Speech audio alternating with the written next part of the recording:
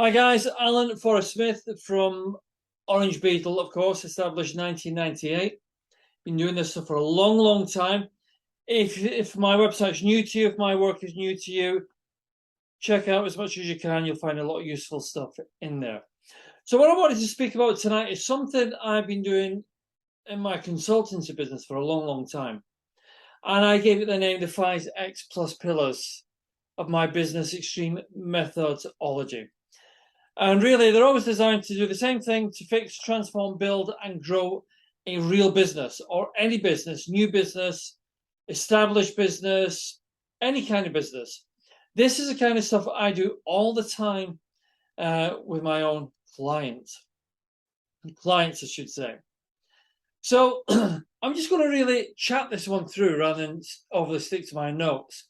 But you will be able to download these notes later on. Sorry, let me just turn something off. It's making a noise here. You will be able to download these notes later on and just go through them again as a reminder from the call. So over the years, I found I've had this, I wouldn't call it anything miraculous, but this ability to predict new businesses that will close before they open. I've been doing it for such a long, long time. It's not something I do or I practice doing. But whenever we see these businesses, I always say, I bet you $1 million that business will close. And I've never been wrong. We had a French restaurant in our town very, well, not recently. It's actually pre-pandemic. It feels like we were all in a coma during the lockdowns.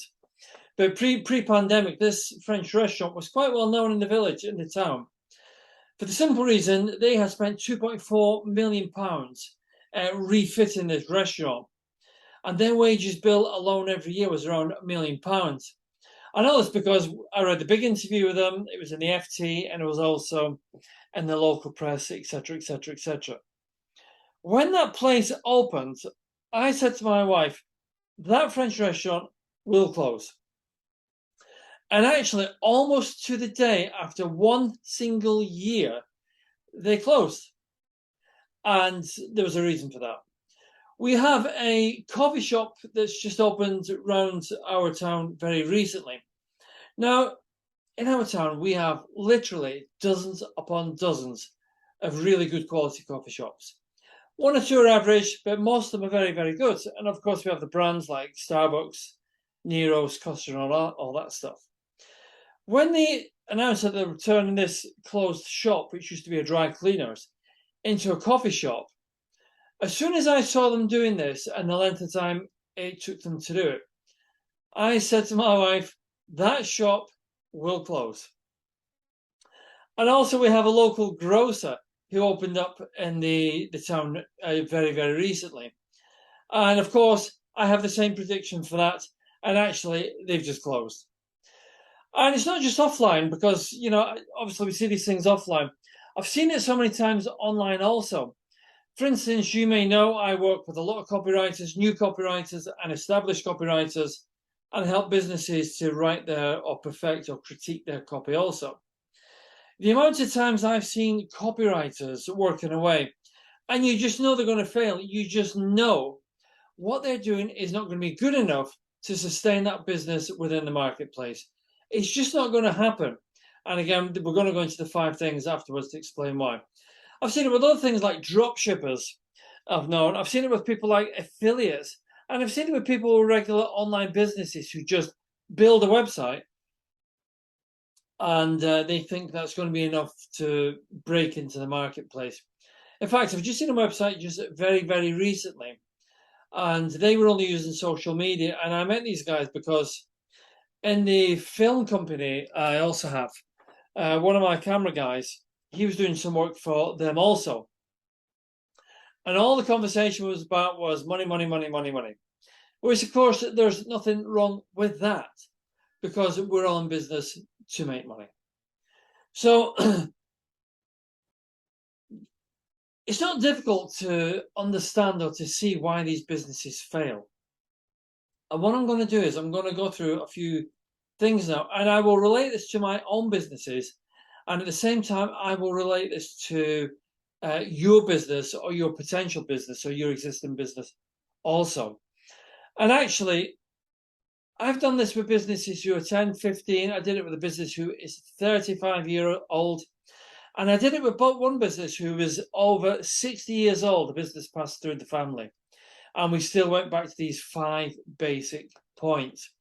And when I say they're basic, they're not so basic that you can live without them. But they're basic to me, as in I'm so used to doing them probably. I'm so used to talking about these kind of things with clients. Probably sounds basic to me, but these are probably the 5 most powerful and extreme things you can do.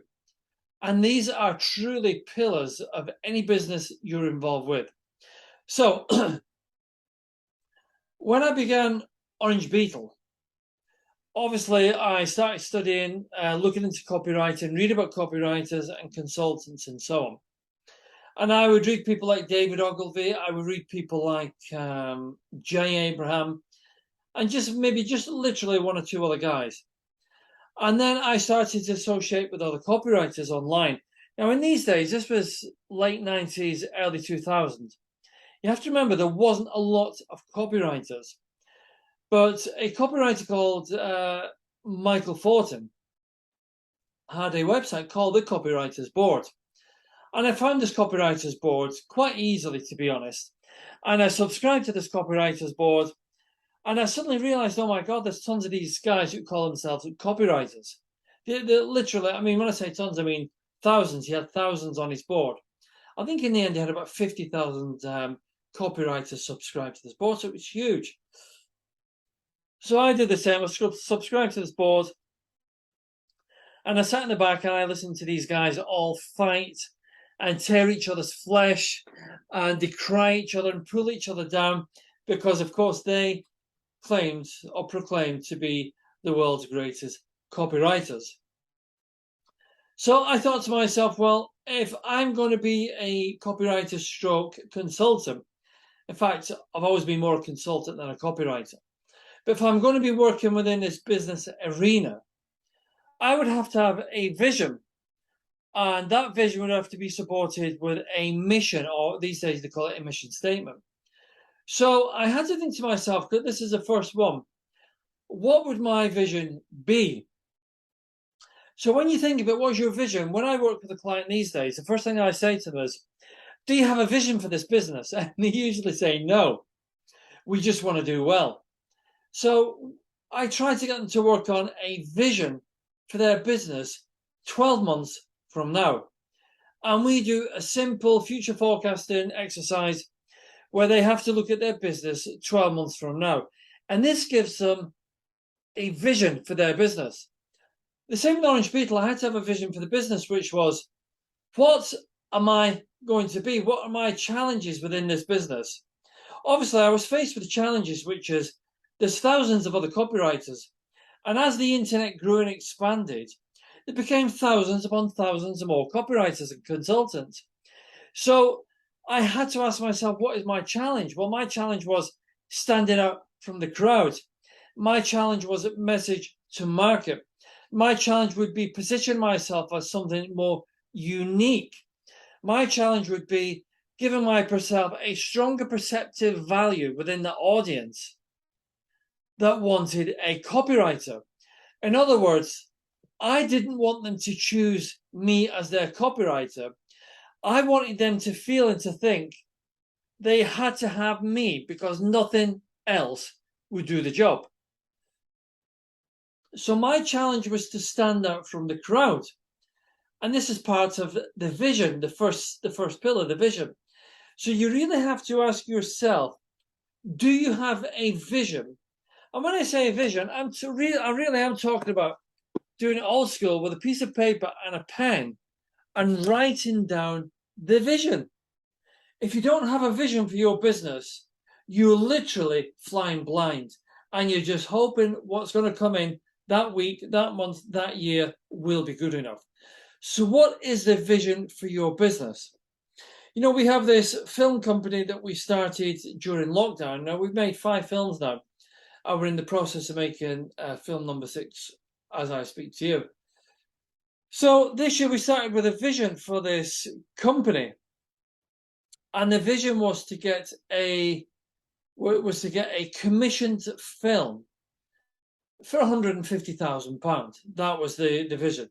So I thought, well, if we can bring in that for the first year, 150 grand on this first commissioned film, it will be a good vision to have, and it'll be a good business to have also, and of course, good profit, good everything else within that business.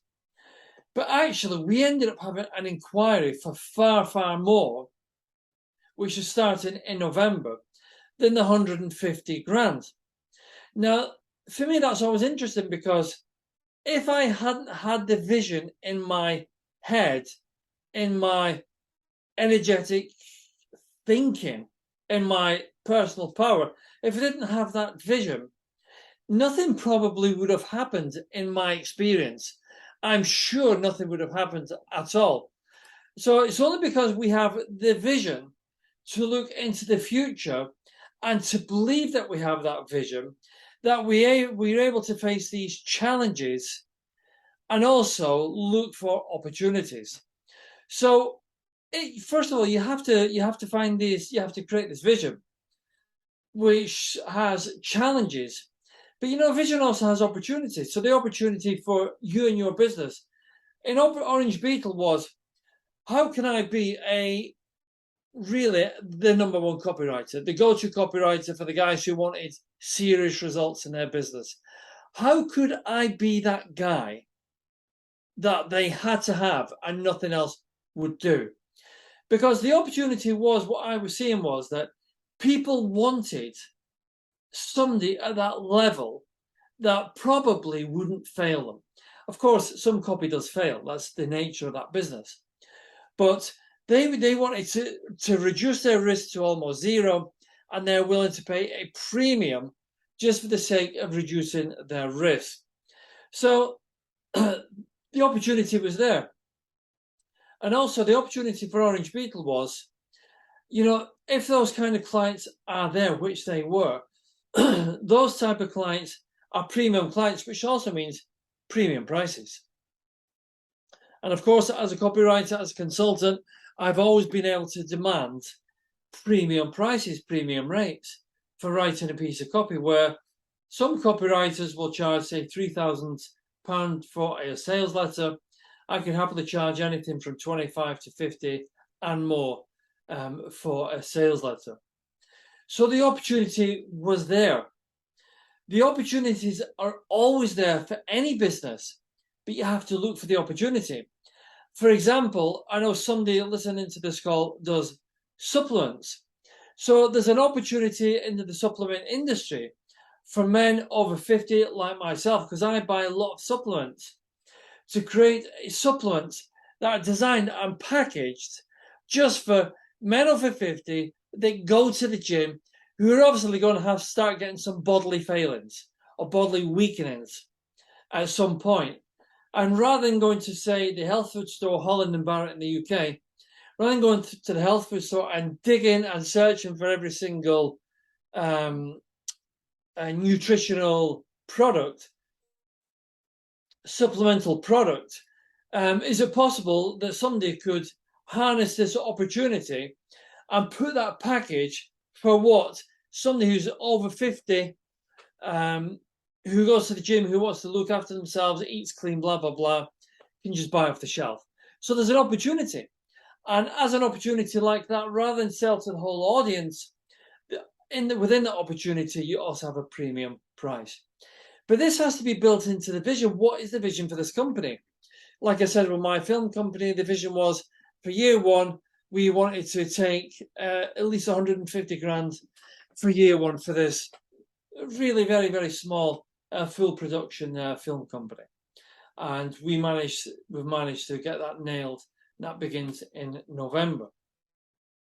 So the second thing you have to have within your five, or your 5 pillars, is you have to know your customer. Within Orange Beetle, for example, because these are the ones I'm going to use examples for, it took me a long time to really understand who my customer was. And I eventually realized that my perfect client is actually someone who's usually doing around 500 grand. This is a business client. Somebody who's usually turning over 500 grand and they want to hit their first million. That's actually my customer. This is my primary customer. People they're doing well, but they want to do amazingly well. People are doing well, but they want to level up. People are doing well, but they want to be more prominent within their industry. They're in a position where number 10, number 5, number 3 isn't good enough. They're really chasing number 1 now. So it took me a long time to work out, years really. It took me a long time to work out who my customers are. But the question I have for you is, do you know who your customers are? Or are you just trying to sell to everyone and anyone who will almost buy your product, buy your services? Because I can tell you now, if you don't know who your customer is, you have a problem. I've seen it far too many times, far too many times in different industries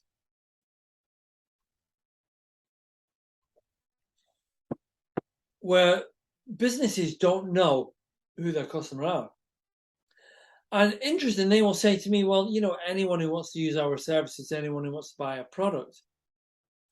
But that really isn't knowing who your primary. Because you have different customers. You have the 80-20 rule. You have the 20% who buy everything, and you have the 80% who don't really buy anything, just bits and bobs here, there, and everywhere. So who is our primary customer? Can we describe them? Do we know what age they are? Do we know what generation they are? For instance, Generation Z are different from the millennium generation. Generation Y different from the baby boomers. In fact, the Generation Zers are probably the most complex generation to sell to. And if you don't understand how they're thinking, and I'll tell you what, the reason they think differently is because they have what I call viral algorithmic tuned minds, which means that they are all tuned to this mass thinking, which is put through things like social media, Twitter, TikTok, etc., etc. So although they think they are uniquely individual as a voice, they're actually always usually sounding exactly the same. But their needs and demands are far greater than any generation we've ever dealt with in business. So if these are your primary customer, do you know them? Do you know their needs? Do you know their wants? Do you know their desires? Do you know what it is these people want from you? Because if you don't specifically know, you will not be able to tap into their mindset. And if you can't tap into the mindset, you can't tap into the conversation. And if you can't tap into the conversation, you will not be able to tap into a high response mechanism, which makes these customers think, act, react, and do what they do. And of course, this is detrimental to your business. Another thing we're thinking about your customers, how will our customers change? One thing I've done in Orange Beetle for years is I've tried to change continually. Anyone who follows me, follows orangebeetle.com, will always see dramatic changes every now and again on Orange Beetle, the website. For instance, we are suddenly offering filmmaking services, TV advert services. We don't do social media content, anything like that. Why? Because everybody does it. And I'm not a huge believer in lowering the value of everything to create social content. You've got to ask yourself, do my customers want throwaway social content that is effectively worthless, seen and forgotten about? You have to ask those kind of questions. So how do your customers change? What changes about them? Did they change dramatically in the pandemic? Remember, only 90% of people were doing regular purchases online as a daily, weekly, monthly habit. Now, according to Google Think, it's gone up to nearly 60%. And it's looking like that trend is here to stay. So the customers' habits can change dramatically. Things can change the way customers act and react dramatically. But this is about you and your customer. Do you know your customer and how they think? So, for instance, one thing, I buy all my supplements from Holland & Barrett mostly. And sometimes we use a more specialist place online to buy them also. But I read something about Holland and Barrett, about how they source and put together their product. And then I decided to follow up reading it. I decided to dig a little bit deeper, and suddenly made me think, I'm not going to buy this particular thing from Holland and Barrett.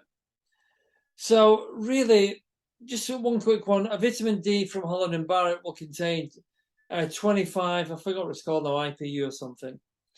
Where actually we need around 1,000 IPU every day. And so, in fact, one pharmacist client of mine told me you need 4,000. Is that true? I don't know. I'm just quoting what I was told. So I suddenly had changed from a regular client, from my regular supplement place, and started shopping somewhere else. But they never asked me why. But if they asked me why, they would know their customer better. So, guys, who is your customer? If you don't know your customer inside out, you're losing sales big time. So, the third one, what does your customer value or demand? I mean, it's interesting, isn't it, now, how customers have changed. But if we don't understand the values of our customers, so for example, customers really want ethically sourced everything. Certain customers these days. Some customers don't care. So for example, when we go to the supermarket, we get a shopping trolley and we put all the food in the shopping trolley. When we get back to the car, and we have done this at the checkout many times, we unpack every single thing and we leave it at the supermarket. We just put it in the waste. That's what we do. We don't take any at home. But you know what? I find it a huge irritant, to be honest. And we do have a supermarket that is, I think it's about 8 miles away from us, that we could drive to. But this supermarket we shop at is just literally around the corner. But I value a supermarket that is selling literally billions of products every year, that they don't package everything. That just really, frankly, doesn't need to be packaged. So there's a real question there. What does your customer value? Do they want you to be cyclical, reuse things? Do they want you to be, recyclable? Do they want you to be looking after the planet? Do they want you to be eco-friendly? Do they want you to be ethically sourced? Do they want to make sure that you don't, you're not affecting the planet, global warming, etc., in any way at all? They want something because they have strong values. And we're talking about Generation Z before. Generation Z have higher values that they don't really understand. I've studied these guys quite intensely. And it says viral algorithms they think by, because they're so tuned into the web. But they're not really overly thinking. But these customers, they have high values. But, your customer in your business, what do they value? I mean, for example, in the world of copywriting, what does a client value? I tell you now, they value being updated. They value spectacular work. They value a high response. They value if you do your absolute best. They value the volume of research that you will do. They value all kinds of things. They really do. They value all kinds of things that makes you different and more specialized as a copywriter. So you just have to know what your customers value, and their values will actually help you to build a stronger business, a much better business, and a more profitable business. So you need to know that. So number 4, what are your results as a business as part of your 5 pillars?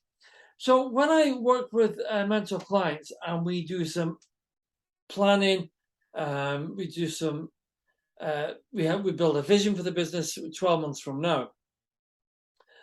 I always say to them, look, how do we define your results? When I was a hairdresser and salon owner, the one way that I always defined my results was the amount of times I didn't go to the salon. I thought it was great. I thought it was great that I could have a salon full of staff and they were working away, still making the money, and I was at home picking up my kids from school. That was the one thing that defined my results. I wanted enough money to still be able to do that. But there's so many different ways of defining results these days. Well, any days. You know, are your results going to be defined through your bottom line, your profit and loss, your bank balance? Is it going to be defined through the volume of cash that's pouring through the business every single month and cash flow? Is it going to be defined by the amount of freedom it gives you to give back to society? You know, are your results defined by, are we successful? Are we a business still that nobody knows about, nobody sees, and nobody really could care less? We have to be able to define our results. If we don't define our results on paper as part of our vision, well, we are aiming for nothing. And if we're not aiming for nothing, we won't actually be able to hit anything. So the 5 pillars, we have to understand what results we want, how we define them, how we should define them. And of course, what we should make stronger and what we should just drop. So many times in my business life as a consultant, I've seen clients just kind of run with things that make no money, and to me that makes no sense. It's not a dirty thing to say that we're in business to make money. So if we have projects, products, services, side businesses, I once had a client with a side business, and he said to me, I've had this business now for a few months. I've got my big business, which he did have, which was taking millions of pounds. And he invested a ton of cash into this second business. And I can't even remember now, it was about 10 weeks, he'd made no money. And he said, I'm just not sure what to do with this. It's running on and on and on. I've invested so much money. I don't want to stop it. I want to make it work. I said, honestly, I'll just close it. And he closed it. So the question is, what do we strengthen or what do we completely abandon? So number 4, you have to know what your results are and how you define them. If you've never defined these results, now is the time after listening to this podcast, now is the time for you to define them, write them down, put them down in black and white, put them into your plan, your vision, your mission statement. And of course, really important, don't waste time on things that are not working. And the 5th and final one is, what is your plan? Look, if you have an existing plan, does it need to be changed? If you have no plan, can you make one? If you have a plan that has no plans in there, make the plan. There's no harm. I have seen businesses that have just literally kept going until they close. And they know it's going to close. I watched a property guy once throw all his savings at this business to try and keep it afloat. And it was as clear as day that this business was closing. He should have just walked away from it. He should have just abandoned it. So, sometimes your plan can sometimes be closing what you already have. But you ultimately have to have a plan. Where will I be in 1 year? Where will I be in 2 years? Where will I be in 3 years? What are the goals? Does anything need to be changed? Have I done this plan? So really, that's it. That's the 5 things. You have to have this vision in place. You have to know who your customer is. You have to know your customer's values. You have to really understand how you define your results. And you have to have a plan. Fail to plan, you've planned to fail. And the things you can do right now after this call are really simple. Stop and review. Ask yourself, does this really work? Does that work? Do I need to change things? You must never wait to make changes. And it's never too late to make changes. You can make changes whenever you want. Just remember, guys, time is your friend or your enemy. Once it's gone, it cannot be reused. It's gone. Don't risk the damage time can do, and remember that incredible things you can do in time also. Sometimes you can spend months procrastinating over how do I do this, but you can spend half a day actually doing it and solving it. So guys, if you don't have 5 pillars in place, now is the time to do it. Just put your phone down. Put your phone down. Start asking yourself these powerful questions. And the most basic questions, and ask yourself, do I have these 5 most powerful, or these 5X pillars in place in your business? And if you don't, can you make that happen right now? And guys, you always know where I am. This is Alan Forrest Smith at orangebeetle.com or masterman.com. You know where to get me. You know how to get me for coaching, consulting, for mentoring, for all that stuff I do, and especially for extreme results. I look forward to working with you soon. I hope you enjoyed today's podcast. Thanks for listening.